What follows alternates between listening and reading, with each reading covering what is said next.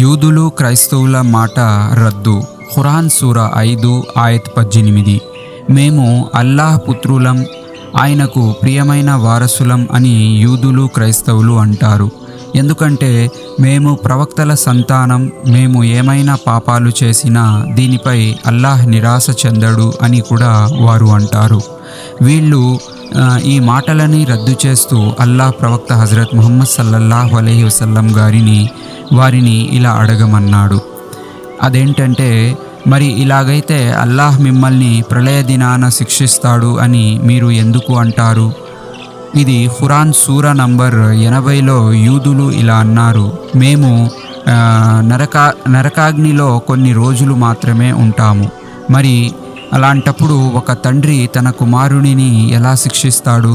ఇది వాళ్ళ అసత్య విశ్వాసమని తెలుస్తుంది. మరిన్ని వీడియోస్ కోసం వీడియోని లైక్ చేసి ఛానల్ని సబ్స్క్రైబ్ చేసుకోండి.